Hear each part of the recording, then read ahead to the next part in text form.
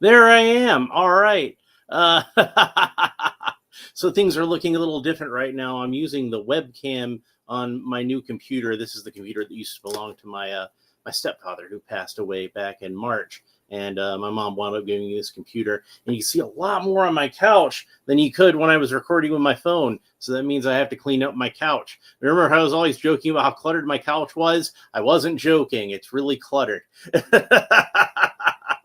So here we are with another NECA Universal Monsters unboxing. This is the ultimate creature from the Black Lagoon. I got this guy at Walmart a little while back. You can see the Cree 2 from the Black Lagoon was only $24.97. He was on sale because Walmart apparently got a bunch of figures in from NECA that they had this special low price. I'm guessing as a Halloween sort of promotion. And plus, I think NECA is just cleaning a bunch of stuff out of their warehouse anyway. Like the Back to the Future figures. I'd mentioned that I got one of those over at Ross, Dress for Less, for $24.97. And I also got Doc Brown for the same price. And Bobby Wald says, nothing wrong with a cluttered couch when it's all toys. Yeah, that's true. And really, I only use this couch when I'm working on my computer. So it's not like I spend a whole lot of time over here.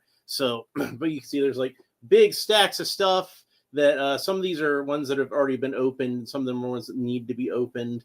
And I got the box for the that's Prince Volton there. I got a couple of various stuff I want to hang up on the wall. A lot of that kind of stuff. Got the old Supermobile. Got I got stuff hanging up on the wall, but I want to have more stuff hanging up on the wall. So hopefully it'll look nice eventually. But yeah, Creature from Black Lagoon. There's a look at the figure. We'll have a better look at the figure in just a moment. But there's what the side of the box looks like with a picture of the figure. And there's another one.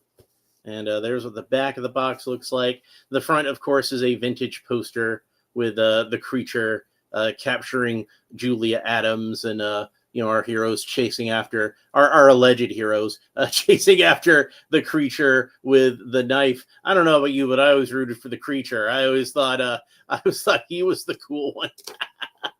Final Girl 27 is here, and she says hi. Well, hi right back at you. Welcome. So, and then of course we've got this lovely portrait of the creature in his natural habitat. Now, of course, another fan of this movie who rooted for the creature was Guillermo del Toro, who made his own sort of creature from the Black Lagoon movie in The Shape of Water, which I still haven't seen yet. I hear it's excellent, but I haven't had a chance to watch it yet. I was looking to see if it was on streaming because I thought it would be really good Halloween viewing, but apparently it's not streaming anywhere, and I would have to either buy or rent a digital copy of it to stream. And I figure if I'm going to do that, I might as well just buy the Blu-ray, If I buy the Blu-ray, it probably comes with a digital copy, right? They usually do. So I might wind up doing that. Let's go ahead and get him open. And I've only opened one of these Ultimate Edition Universal Monster figures on this channel before, which is Dracula. And he's got like a similar type of packaging to Dracula, obviously. But I do have Frankenstein on the way, and I have whenever Big Bad Toy Store ships my latest order from them, I'll have the Wolfman. So Bobby Wall says, is it on Netflix? I know the Frankenstein one he's working on is supposed to go there. Well, I only really looked on the Google TV app, and usually that tells me if it's streaming anywhere, and I did not see it was streaming anywhere. From what I could tell, it's a 20th Century Fox movie. So I figure if it was going to be streaming anywhere, it'd be on Hulu, which I don't have Hulu anyway. So I'm pulling all the stuff out of here. Don't worry, I'm gonna give you a better look at it once I get it all out. But he's got lots of different hands, and he's got 3 different heads, including the one that's already on the figure.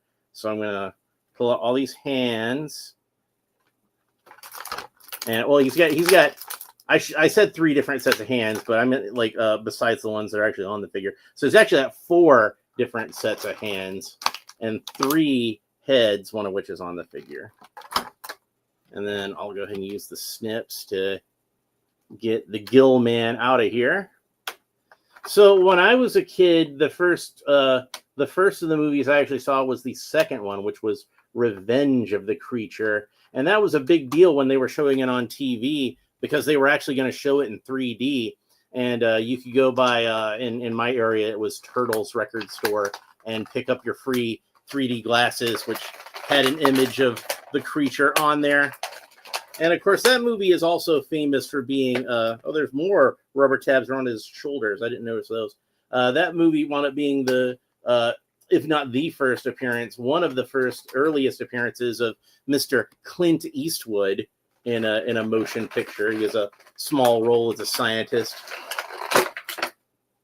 All right, so there is the creature out of the package, and oh, he's cool looking.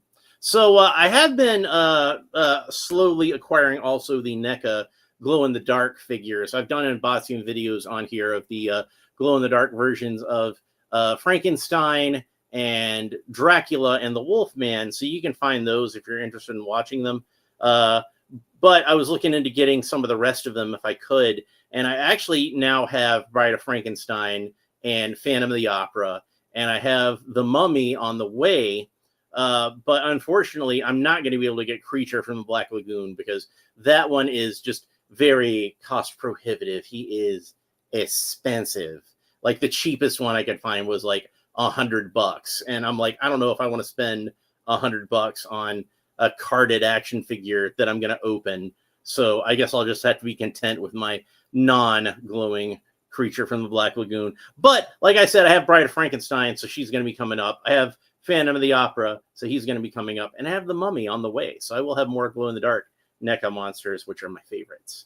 But and then I also ordered the Imperial Monster set off of the NECA website, so I'll have those coming eventually, and the Bride of Frankenstein 2-pack that they had on the NECA website, I'll have that coming eventually. So we got lots of cool Universal Monster stuff to come, with also the Ultimate Editions that I already mentioned of Frankenstein and the Wolfman, and this guy here, Mr. Ardath Bey, aka Imhotep, Boris Karloff as the Mummy. So we got a lot of really cool Universal Monster stuff coming up.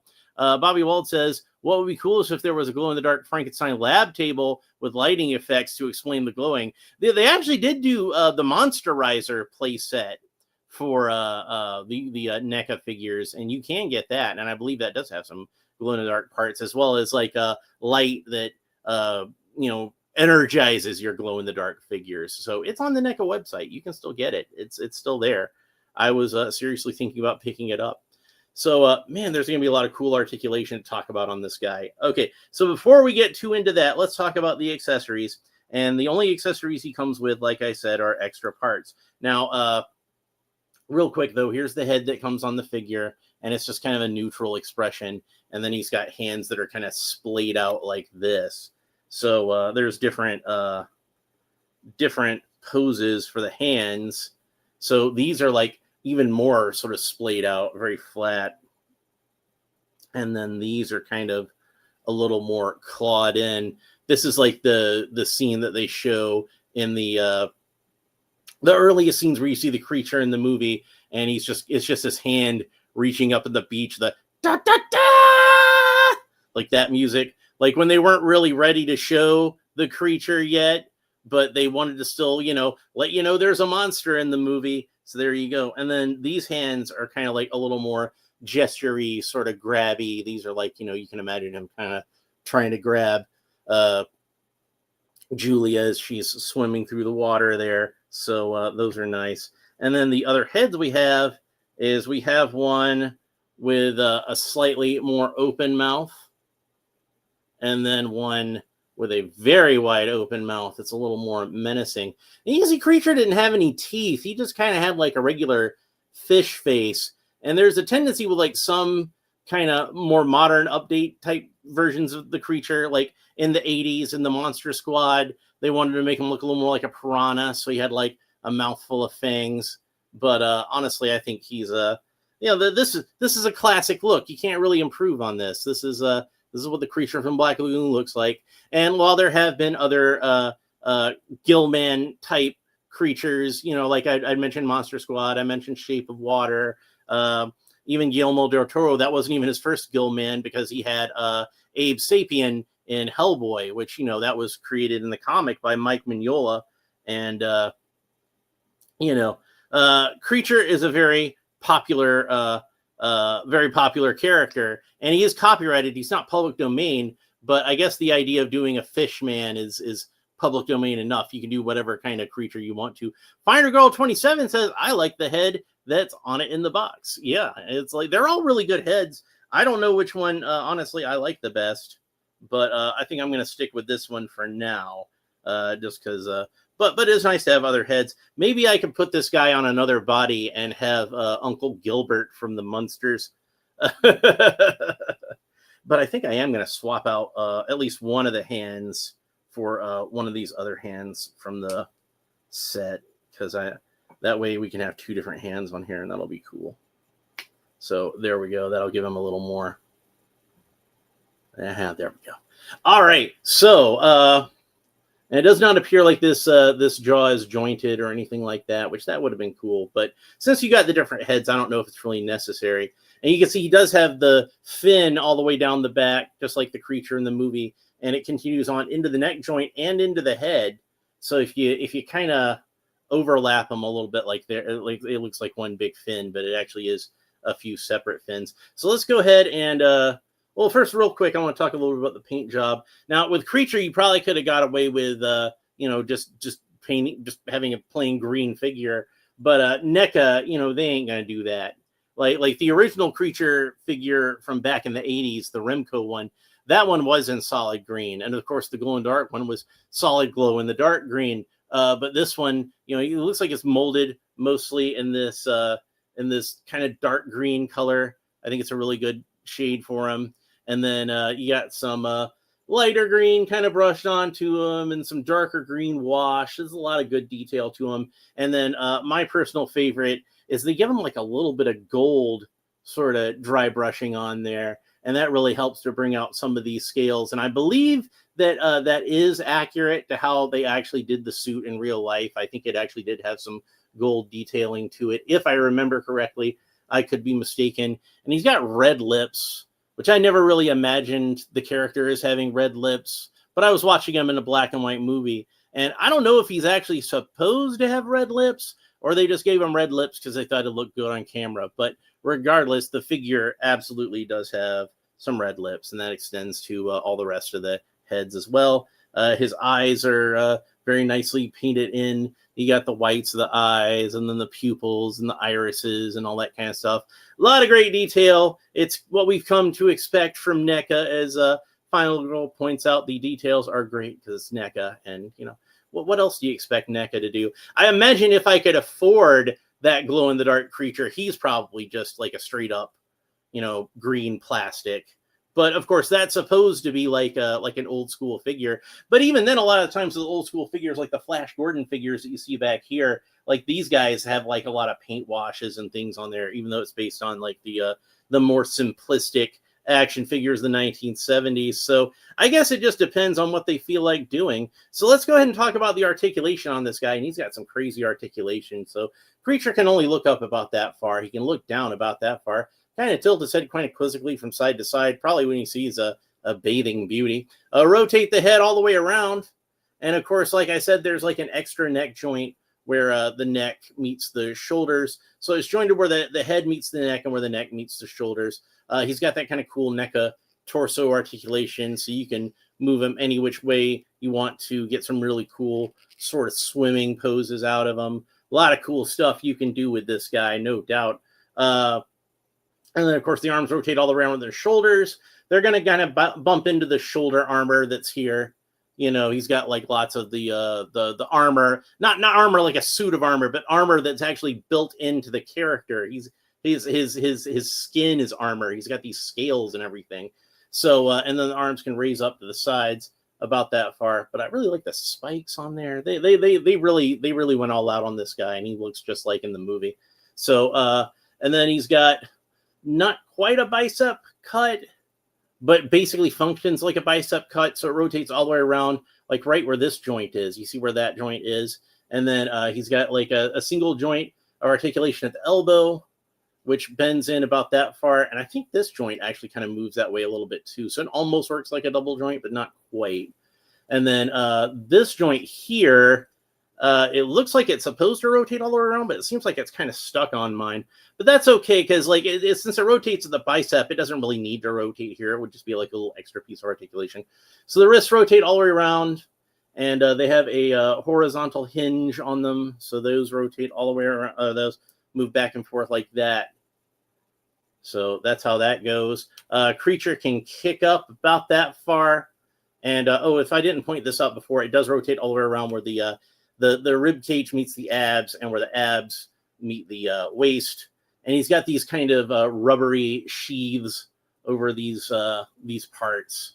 So it does kind of flex a little bit and moves out of the way when you need it to. So where was I? Oh, yeah. Creature can kick up about that far, which is not very far. But when you're considering he's a guy wearing this thick rubber suit that's molded to fit his body perfectly, it's pretty impressive he can move his legs at all. So apparently the actors that wore these suits, and that's mainly Riku Browning, the probably the world's greatest scuba diver. Like he was the guy that, like, anytime you see any kind of movie, like for most of the 20th century and even into the 21st century, with extensive scuba diving scenes, Riku Browning worked on it in some form or another. He was, on Creature from the Black Lagoon. He was the Creature from the Black Lagoon. He was on Thunderball. He created Flipper, which was a show that I remember watching a lot when I was a kid. So yeah, pretty legendary figure. He's got double jointed knees, and that's about the range of motion you get at the knees. And you can see that the first joint kind of fits in again underneath that sort of armor on the legs, and that rotates all the way around. And then I believe that where the shin meets the knee, that probably should rotate all the way around. But again, it seems like it's stuck. It looks like it's supposed to, though, but it doesn't. Final Girl says, your movie IQ is on point. I like to think so. I am a font of useless information. So Creature's foot can point down about that far. It can point up about that far. And then it rotates all the way around where the foot meets the ankle, and rotates all the way around where the ankle meets the foot. It's kind of like McFarlane articulation in that regard. Although I don't know who did it first. Maybe Neca actually did it first. But yeah, that's pretty much him. So that's another one of the classic Universal monster figures to add to my collection. Like I said, right now I have the Ultimate edition of Dracula, and Dracula, of course, is my favorite of the Universal monsters. And I had the glow-in-the-dark versions of Frankenstein and Wolfman. I've got the Ultimate versions of Frankenstein and Wolfman on the way. I got Bride of Frankenstein, the glow-in-the-dark Bride of Frankenstein. I'll be opening her up soon. Sean Franklin is here. Hey there, Sean Franklin. Hope you're doing well today. Always good to see you. But yeah, glow-in-the-dark Bride of Frankenstein and glow-in-the-dark Phantom of the Opera. I got both of those to open soon, along with the Ultimate editions of Frankenstein and Wolfman that are supposed to be on the way. Frankenstein is supposed to be here today, but hasn't shown up yet. Ronnie Moore says, didn't the main actor in the film die on the set of Creature from the Black Lagoon? I don't think so. That'd be news to me. Like, I know The Crow, the main actor, died on the set. That was pretty horrible. But yeah, I'm pretty sure that I don't think anybody died on the set of Creature from the Black Lagoon. I could be wrong. Let me look it up. That's interesting to me. But I don't think that's the case. Oh, and I should mention while I'm at it, the Creature from the Black Lagoon was designed by a lady named Millicent Patrick, a very lovely lady. So where was I? Oh yeah, Creature from the Black Lagoon on set. Stupid dyslexia. I'm spelling set wrong. Death.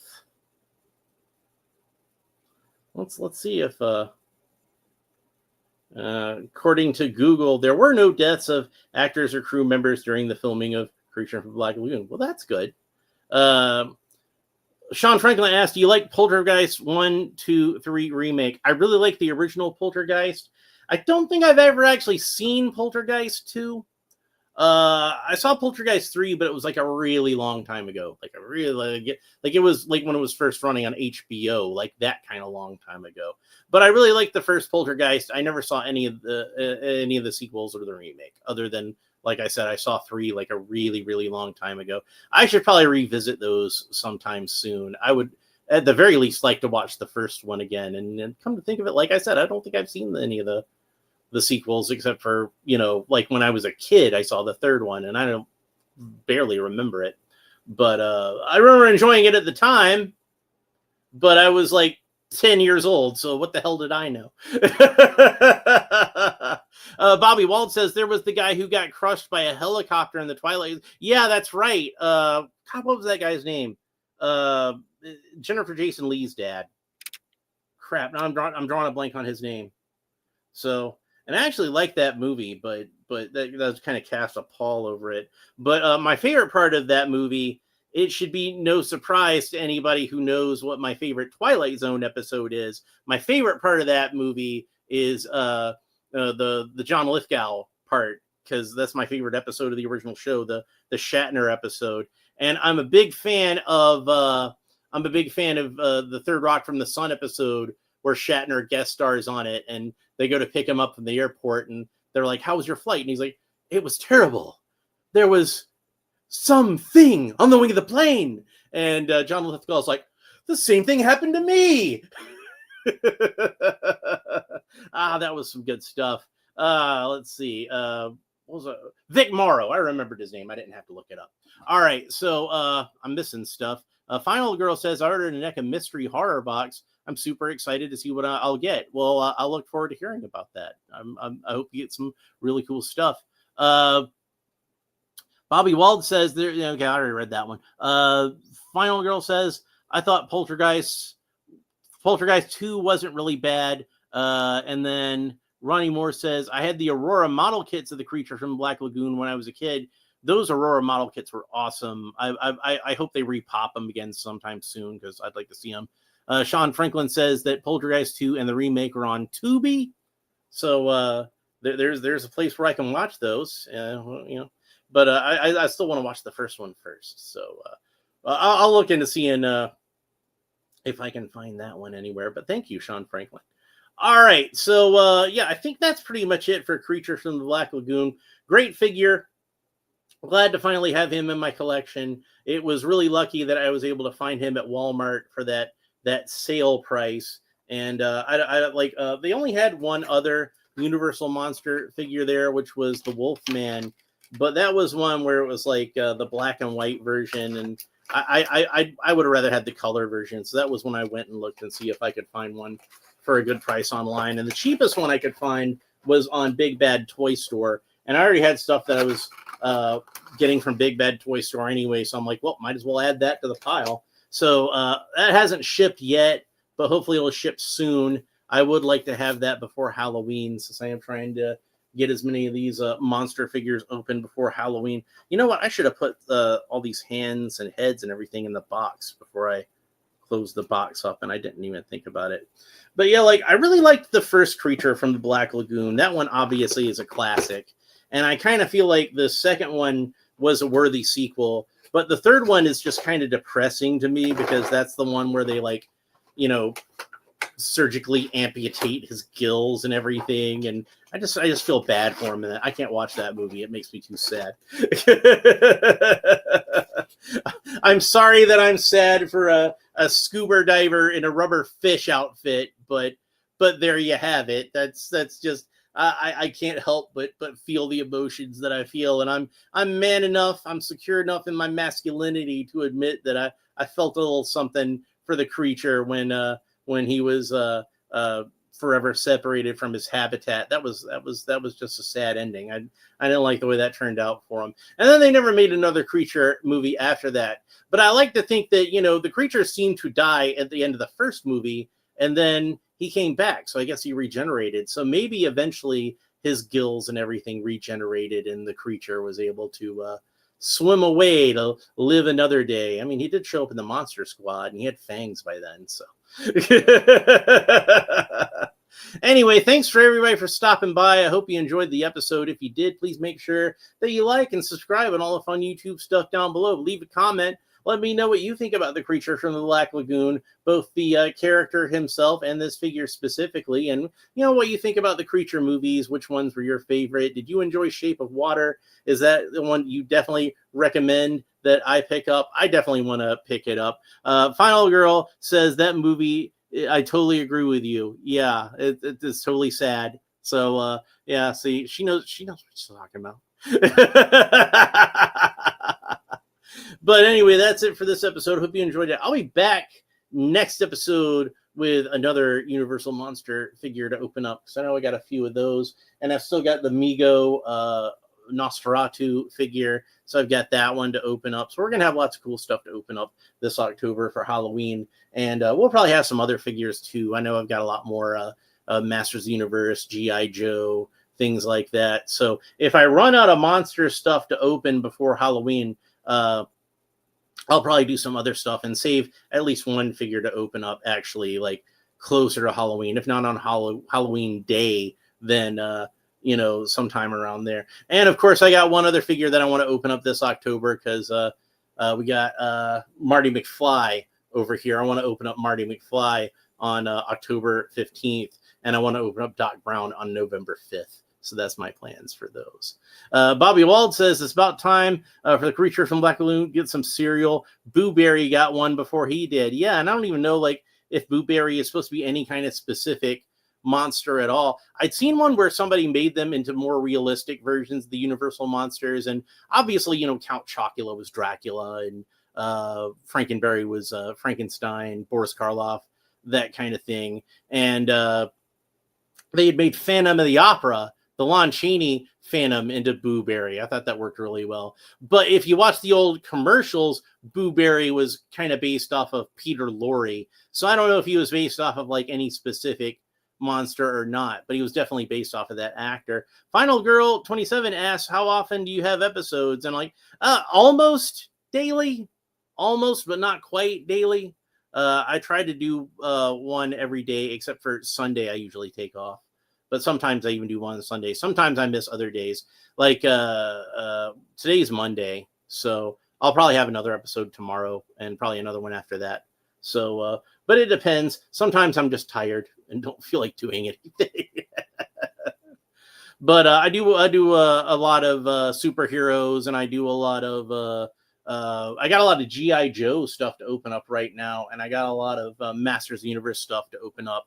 So I'll have those coming up. But it's Halloween time, so now is when I'm wanting to do some monster characters, because I really like the monsters too. I think other than superheroes, the classic Universal monsters are probably my favorite types of the character. And when I say Universal monsters, basically I mean Dracula, Wolfman, that kind of thing, Frankenstein. Not necessarily specifically the Universal. I like the Hammer versions too. I like pretty much any version of Dracula, almost any version of Frankenstein. I always get into those characters, but yeah, that's mostly what I do around these parts. But yeah, I try to do an episode most weekdays and usually Saturday. So.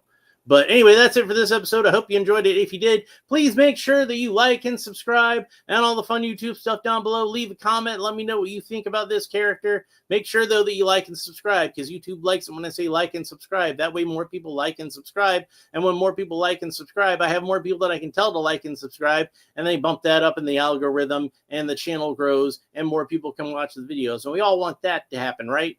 I know I want that to happen. But anyway, that's it for this episode. Hope you enjoyed it. We will talk to you next time. Bye.